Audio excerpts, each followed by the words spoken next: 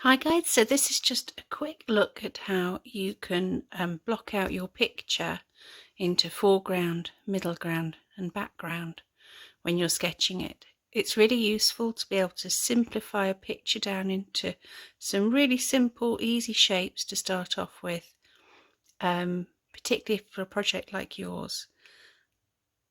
But it will help all of your sketching and it will help you get depth in your picture and make it look more real. So I've got here 3 pictures that you're going to be using from Greek landscapes. So there's this one here, and this one here. The one I'm going to work on first and probably show you most on is going to be this one. But the same principle applies for all of them. So while I'm talking, just so I can draw on this picture, just to show you this is not what you're going to be doing, it's just an example. I'm just going to put a shiny sheet of acetate over the top so I can draw using these Sharpies onto my picture. Okay, so foreground is the area of the picture that is closest to you. Let's see if I can do you a little 3D sort of sketch.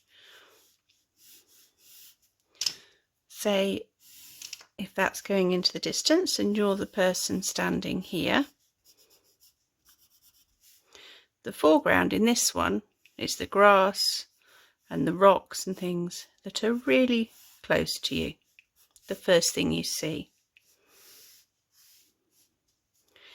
And the background in the very, very distance in this picture is some big mountains. And in the middle ground, you can sometimes have more than one layer.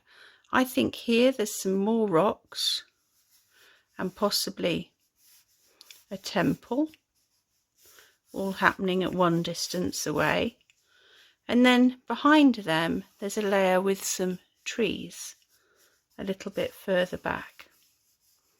And every layer that gets further back in that picture gets a little bit paler and a little bit less detailed. The colours are less bright and you can see less detail in them. So let me map that out for you on here. I'm going to start with the foreground because it overlaps everything else. So my foreground here is this green line along here. There's actually a shrub in it there. You can't see so clearly. And that, just make it nice and strong for the camera, is my foreground. The part of the picture that is really close to me. So I can identify that, and that's what I might use to draw that part. I'm going to swap colours. My first layer of middle ground, like I said here, going back, is these rocks. I'm just going to very roughly highlight around those for you. And I would include the temple in that. That's quite close. It's got quite a lot of detail in it. Just going to very quickly go around those. You can, well, you won't be drawing on acetate like this, but you can certainly take a little bit more time drawing your layers. So if I just move that away a second, you can see there the foreground is there, and then tucked behind it, so this one overlaps it, is my first layer of middle ground.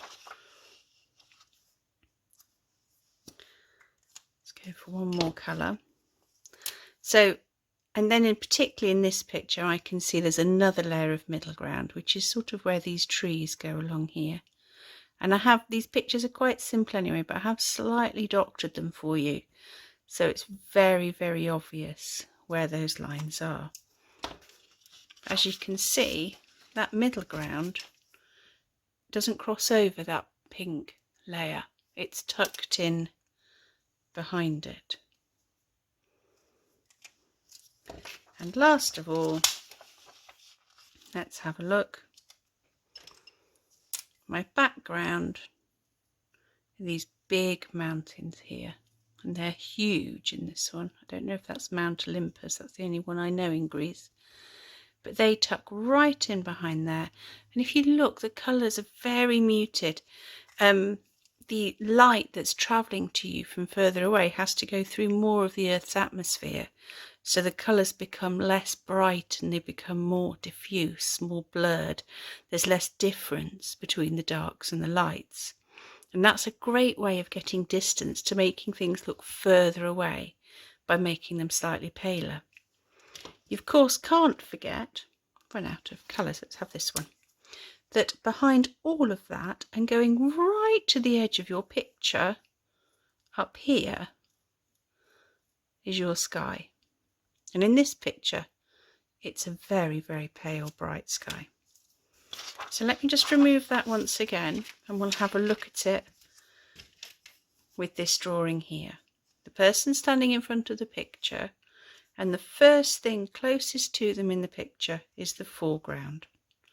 And that would need to be grass textured, wouldn't it? I would need to, once I've drawn in roughly where it is, I can go in and I can sketch in the little rocks and the daisies.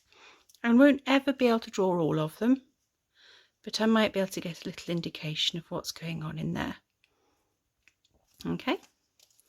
The next layer of middle ground, in this one, this has rocks in it, and I might spend a bit of time building up my texture in there and getting some detail in on my pillars. Again, I'm doing this very, very quickly and with felt tip pens. I will in a minute have a go on the pad of paper and speed that up for you so you can see what it will look like. And when I add that detail in, that should be a little bit less detailed than the one in front, a little bit less bright, but you can think about that chunk, that layer, and then keep working your way back.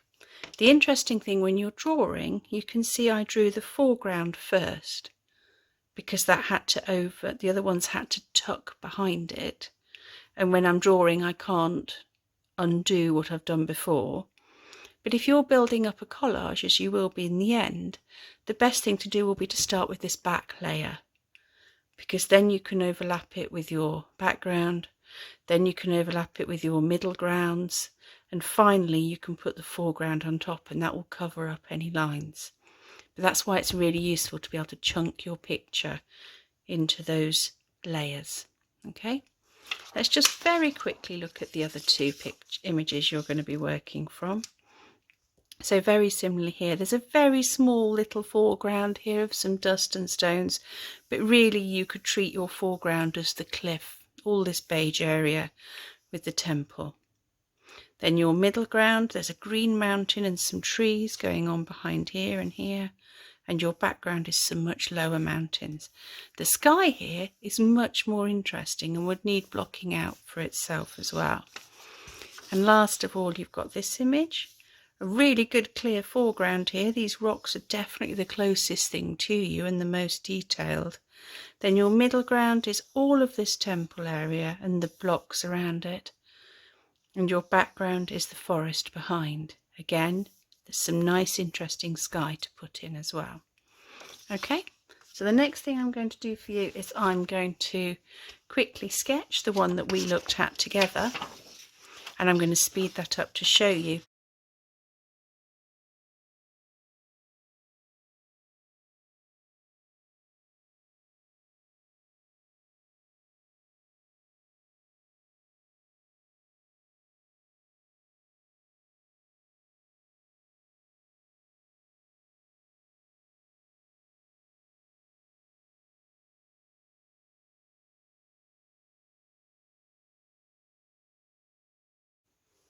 Okay, so that was really quite a quick sketch for me. I'm going to fast forward it for you and put on the digital bits I've filmed. Hopefully that's enough to help you think about ways of really simply sketching out your picture. Okay, have fun. Okay, so apologies for the quality of what I'm doing here, but I'm filming my computer screen just to show you how you can think about a landscape like this in different layers and block it out ready for your collage. I can see quite clearly on this one, it works quite well, that at the very front we've got the grass that's right near the person taking the photographer, and if you can see I've just blocked that in green.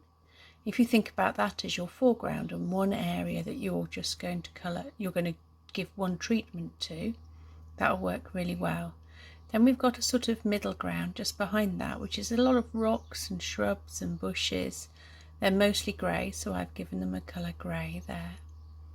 Then behind them you've got the sort of distant trees and houses, and you can think about them all as one layer again.